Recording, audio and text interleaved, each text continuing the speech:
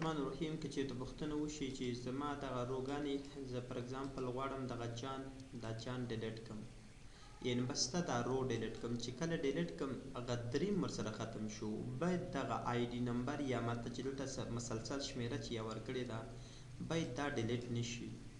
نو د دې لپاره چې زه کله ډیلیټوم دا باید دلته خیر نوم د ډیلیټ شي، دا هر څه د ډیلیټ شي، بلکې دا د نمبر د نه بې ځای کېږي، یعنې دلته د خود به خوده آټو نمبر خپله راشي. دا به موږ سره کوم برابرو د یو فارمول په واسطه یې برابرولی شي. تاسو به راشئ په اوله خانه کې به چې د ودرېږي او ایکول به پرس کوئ او دلته به ولیکئ چې د رو کوشرو کوز بند منفي به هغه سیل کې هغه رو به ترېنه منفي کوي چې کوم یو کې تاسو د دې نه پاس ته پر اګزامپل وګورئ دلته په دریمه رو کې چې دی آی ډي نیم د شي نه لیکل شوي دی، د دې نه چې پر هر څه اوسي، که اوله کې دا وو که دوهمه کې وو که په هر څومه کې وو.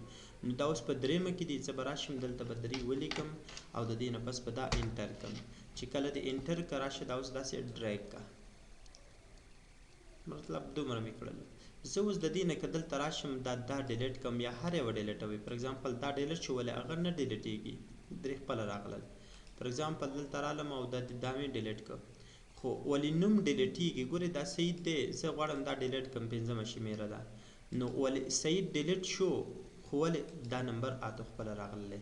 نو په دې ترتیب دا کولی شي چې د فارموله استفاده کړي.